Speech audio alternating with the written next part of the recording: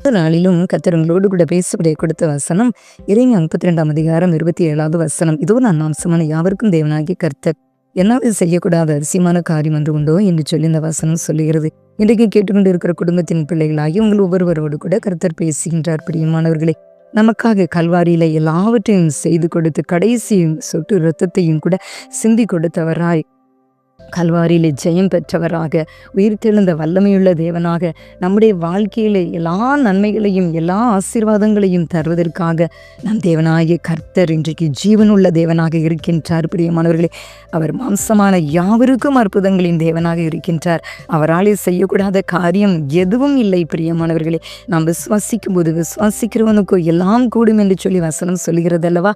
நாம் கூட அநேக நேரங்களிலே நாம் சந்தேகப்பட்டு விடுகிறோம். சில காரியங்களிலே நன்மைகள் உடனே நடக்காதது நிமித்தம், ஜெபத்திற்கு உடனே பதில் வராதது நிமித்தம் நாம் சோர்ந்து போகின்றோம், முறுமுறுத்து விடுகின்றோம். தாமதிக்கிறது நிமித்தம் கவலைப்பட்டு ஒடுங்கி போய் விடுகிறோம், ஜெபத்தை நிறுத்தி விடுகிறோம். தேவனோடு கூட ஐக்கியம் படுவதை, தேவனோடு கூட ஜெபத்திலே பேசுவதை நாம் நிறுத்தி விடுகின்றோம். ஆனால் கர்த்தர் நம்மை ஒவ்வொருவரையும் பார்த்து கொண்டே இருக்கின்றார். நம் இந்த நெருக்கமான சூழ்நிலைகளிலும் கூட சில ஜெபங்கள், அதற்குரிய நன்மைகள் தாமதமாகும் போது கூட நாம் சோர்ந்து போகிறோம் அல்லவா? ஆனால் அந்த சூழ்நிலைகளுக்கு மத்தியிலே நாம் எப்படிப்பட்ட ஒரு சூழ்நிலைகளோடு நாம் இருக்கிறோம் என்பதை கர்த்தர் கவனித்து கொண்டே இருக்கின்றார். ஆனால் கர்த்தர் நிச்சயமாய் கேட்டுக்கொண்டிருக்கிற குடும்பத்தின் பிள்ளைகளை விட, ஒருவேளை உங்களுக்கு ஏதாவது ஒரு உங்கள் குடும்பத்திலே சூழ்நிலைகள் நெருக்கங்கள் இருக்கலாம். ஒருவேளை மருத்துவர்கள் இந்த நோய் சுகமாகாதுன்னு சொல்லியிருக்கலாம், இல்லைன்றா ஒருவேளை குழந்தை பிறக்காதுன்னு சொல்லியிருக்கலாம். திருமண காரியங்களாக ஒருவேளை இந்த காரியங்கள் தடைபெற்று கொண்டே இருக்கிறது. என் பிள்ளைக்கு வயது ஓடிக்கொண்டே இருக்கிறது, அதிகமாகிக்கொண்டே இருக்கிறது, ஆனால் இன்னும் ஒரு வரனும் கைக்கூடி வரலையே அப்படின்னு சொல்லி கூட நீங்கள் கண்ணீர் வடிக்கிற பெற்றோர்களாக இருக்கலாம். பிரியமானவர்களே, கலங்காதீங்க.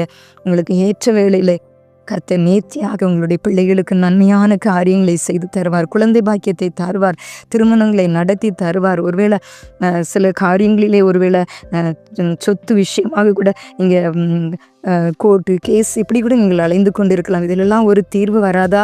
இந்த காரியங்களிலே என் பட்சத்தில் நிற்பதற்கு யாரும் இல்லையே, நான் எத்தனையோ ஜெபித்து விட்டேன், இதில் ஒரு நன்மை எனக்கு வழி பிறக்காதா, நன்மையான ஒரு முடிவு வராதா அப்படின்னு சொல்லி கூட நீங்கள் ஜெபித்து கொண்டிருக்கலாம். பிரியமானவர்களே, கலங்காதீங்க. கர்த்தர் உங்களோடு கூட இருந்து அதிசயமான காரியத்தை, அற்புதமான காரியத்தை உங்களுக்கு செய்வார். ஒருவேளை எல்லாம் தாமதித்து நீடித்து கொண்டே இருக்கிறதை போல உங்களுக்கு தெரிந்தாலும் கூட நீங்கள் ஒருவேளை சோர்ந்து போயிருக்கலாம். ஆனால் சோர்ந்து போகாதங்க. சத்துரு உங்களை வஞ்சித்துக் கொள்வான். ஆனால் சத்துருவை மேற்கொண்டு நீங்கள் ஜெயம் எடுங்க. ஜெபிக்கிறத நிறுத்தாதீங்க.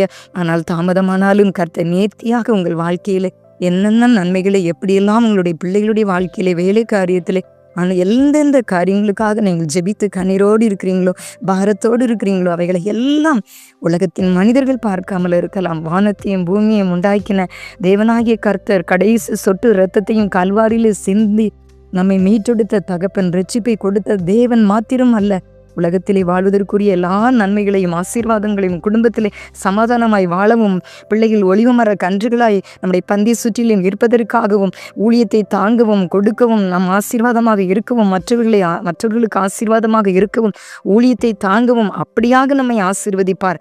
வறட்சியாக அல்ல, தோல்வியாக அல்ல. ஜெய கிறிஸ்து நமக்கு, அவர் எப்படி சிலுவையில் ஜெயமாய் வெற்றி சிறந்தாரோ, அவரை விசுவாசிக்கின்ற ஒவ்வொரு பிள்ளைகளுக்கும் அவருடைய வாழ்க்கையிலே ஜெயத்தை தருவார், அற்புதத்தை செய்வார், விடுதலையை தருவார். ஜெய கிறிஸ்து உங்களை ஜெயமாய் நடத்துவார். உங்களுடைய வாழ்க்கையில எந்த காரியங்களுக்காக வேண்டிக் கொண்டீங்களோ அந்த காரியங்களில் நீங்கள் நினைப்பதற்கு வேண்டிக் கொள்வதற்கும் அதிகமாய் உங்களுக்கு ஆசீர்வாதத்தை தந்து, நன்மைகளை தந்து, அவைக்குரிய நன்மைகளையும் உலக பிரகாரமான ஆசீர்வாதங்களையும், கர்த்தரோடு கூட இருக்கிற ஐக்கியத்திலும் நீங்கள் அதிகமாக வளரும்படியாக அவைக்குரிய வரங்களையும் தந்து உங்களை ஆசீர்வதிப்பார். கர்த்தர் உங்களுக்காக யாவையும் செய்து முடிப்பார். அப்படிப்பட்ட கிருபைகளை தேவன் உங்களுக்கு தந்தல்வாராக. ஆமென்.